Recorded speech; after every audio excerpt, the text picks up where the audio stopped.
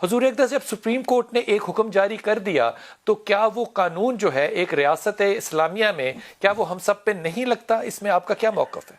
سب سے پہلے تو میں آپ کا بہت شکریہ ادا کرتا ہوں، اور میرے ساتھ جتنے علماء اکرام ہیں ان کو آداب اور سلام عرض کرتا ہوں۔ دیکھیں جی، آپ نے اپنی گفتگو میں ہی اس مسجد کا پورا قضیہ بھی بیان کر دیا ہے اور عوام کے سامنے کیس بھی رکھ دیا ہے۔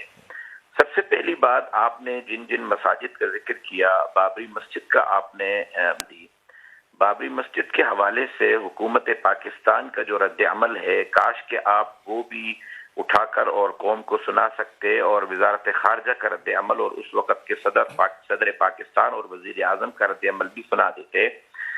اس وقت بھی بابری مسجد پر وہاں کے ہندوؤں نے دعویٰ کیا کہ یہ مندر کی زمین ہے، اور سپریم کورٹ نے کہا کہ مسجد کو گرایا جائے، تو ہماری اسٹیٹ آف پاکستان نے اس پر رد عمل دیا اور سپریم کورٹ کے فیصلے پر اعتراض کیا کہ مسجد کو نہیں گرانا چاہیے۔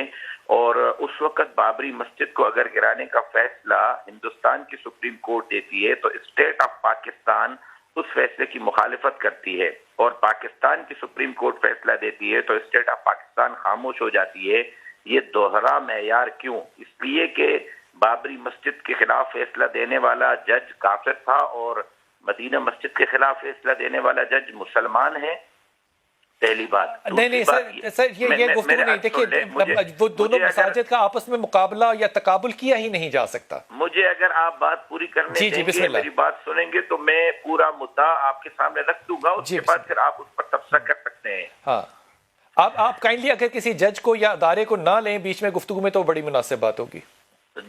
میں تمام اداروں کا احترام کرتا ہوں۔ بہت شکریہ، بہت شکریہ۔ میں ہونا چاہیے کہ میرے والد کو 2014 کی نومبر میں شہید کیا گیا۔ میں پچھلے 8 سال سے ہر ہفتے میں عدالت میں جا کے جج کے سامنے کھڑا ہوتا ہوں اور اپنے والد کے خون کی بھیک مانگتا ہوں، انصاف مانگتا ہوں۔ اگر مجھے عدالت پر اللہ تعالیٰ ان کو جنت میں اعلیٰ درجات دے۔ سر موضوع پہ آ جائیے سر پلیز۔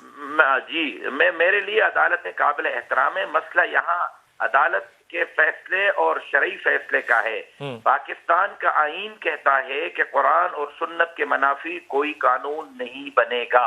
یہ ایک بات واضح ہے کہ پاکستان کا آئین کیا کہتا ہے۔ درست۔ اب آتے ہیں عدالت کے اس فیصلے پر۔ اس پر تمام مکتب فکر نے 1960 میں مفتی ولی حسن توقی صاحب کی صدارت میں ایک فتویٰ جاری کیا، جو فتویٰ آج بھی موجود ہے، اور پھر سپریم کورٹ کے فیصلے کے بعد جامعۃ العلوم الاسلامیہ علامہ بنوری ٹاؤن کے دارالفتہ سے فتویٰ جاری ہوا، جس فتویٰ کی تائید اور توثیق تمام مکتب فکر نے کی ہے کہ سپریم کورٹ کا فیصلہ قرآن اور سنت کے شرعی قوانین کے منافی ہے۔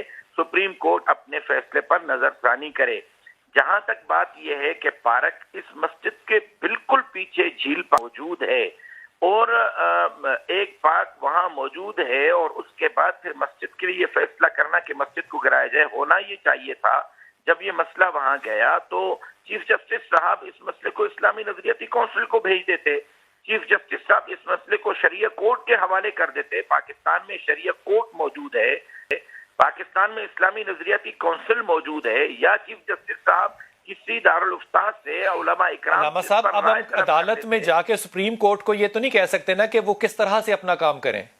جی، سپریم کورٹ کے جج کو یہ تو نہیں بتا سکتے نا ایک عام آدمی سائل جو ہے کہ وہ کیسے کام کرے اپنا؟ لیکن سپریم کورٹ کو یہ تو بتا سکتے ہیں نا کہ آپ کا جو ججمنٹ آئی ہے یہ قرآن اور سنت کے منافی ہے، آپ اس پر نظر ثانی کریں۔ سر، انہوں نے اپنے فیصلے میں شرعی احکامات کا تذکرہ بھی کیا ہے، اور انہوں نے یہ بھی کہا ہے کہ ہم نے یہاں پہ اب مسجد کی کمیٹی کے جو لوگ ہیں ان کو کہا کہ آپ اپنا مدعا پیش کریں، اور ان کے پاس اس سے زیادہ مدعا نہیں تھا کہ لوگوں کی خواہش پہ اور درخواست پہ ہم نے یہ مسجد یہاں پہ 1980 میں تعمیر کی۔ اس وقت میں آپ کو، اگر آپ مجھے ٹائم دیں، میں طارق روڈ کے 5000 لوگوں کے شناختی کارڈ کی کاپیاں، ان کے دستخط، ان کے رابطہ نمبر آپ کو مہیا کر سکتا ہوں، جنہوں نے عدالت عالیہ سے درخواست کی ہے کہ ہمیں پارک نہیں چاہیے، ہمیں مسجد چاہیے۔ اور پھر یہ کہنا کہ سندھ حکومت، علامہ صاحب معافی کے ساتھ، اگر 10,000 لوگ کہیں کہ یہ سڑک یہاں نہیں بننی چاہیے، یا جو بنی ہے طارق روڈ اسی کو یہاں سے ختم کر دیں، تو کیا کر دینی پڑے گی؟ دیکھیں، آپ سڑک اور مسجد کے معاملے کو الگ الگ کریں۔ یہ ملک لا الہ الا اللہ کے نعرے پر بنا ہے، اس ملک کا آئین لیکن واضح ہے سڑک کہ نہ بند کرنے پہ بھی رسول پاک صلی اللہ علیہ وسلم کا ہی حکم ہے. سڑک میں سے پتھر اٹھانا بھی رسول ہی کا حکم ہے صلی اللہ علیہ وسلم.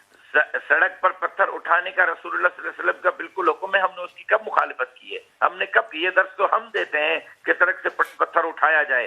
یہ درس تو ہم دیتے ہیں کہ امن امان کی صورتحال کو برقرار رکھا جائے. یہ درس تو ہم دیتے ہیں کہ ملک کے اندر اقلیتوں کی جان مال عزت اور آبرو کے تحفظ کو یقینی بنایا جائے. یہ درس تو ہم دیتے ہیں کہ جو ہے وہ اخلاق کے ساتھ لوگوں کی اسی لیے مثال دے رہا ہوں سڑک کی. جس مسجد کے ممبر سے رسول اللہ کے احکامات کا درس دیا جاتا ہے, آپ اسی مسجد کو گرانے کا حکم دیں گے تو پھر رسول اللہ کے احکامات جو جہاں سے جس مسجد سے اس کا درس دیا جاتا ہے پھر وہ ادارے ہی نہیں رہیں گے تو کل وہ احکامات صاحب میں معافی کے ساتھ میں دوبارہ آپ کے پاس آؤں گا. معاملہ مسجد کا صرف نہیں ہے, معاملہ ہے ایسی زمین پہ مسجد بنانا جو کہ قبضے کی ہے یا جو پاک کی ہے, جو یا پبلک انٹرسٹ کی زمین تھی. میرے ساتھ مسجد قبضے کی نہیں ہے. پہلی بات یہ میں آپ کو کلیئر کرتا ہوا چلوں. سر وہ پاک کی جگہ ہے نا, وہ خریدی تو نہیں گئی. جی وہ پاک کی جگہ ہے نا. آدھی زمین مسجد نے لے لی, آدھی جو ہے وہ کراچی الیکٹرک نے لے لی. آپ میری درخواست سنیں. پہلی بات وہ زمین قبضے کی نہیں ہے. اس بات کو کلیئر ہونا چاہیے. کسی کی ذاتی ملکیت نہیں, گورنمنٹ کی زمین ہے. اور اسلامی ریاست میں جہاں سرکاری دفاتر, جہاں اسکول, جہاں کالج, جہاں یونیورسٹیاں, جہاں اسپتالیں بنانا حکومت وقت کی ذمہ داری ہے, وہاں مسجد بنانا بھی حکومت وقت کی ذمہ داری ہے. پہلی بات. دوسری بات یہ ہے کہ اگر پارک کی زمین پر مسجد بن گئی ہے, مسجد بننے کے بعد شریعت کیا کہتی ہے, شریعت کا حکم کیا ہے؟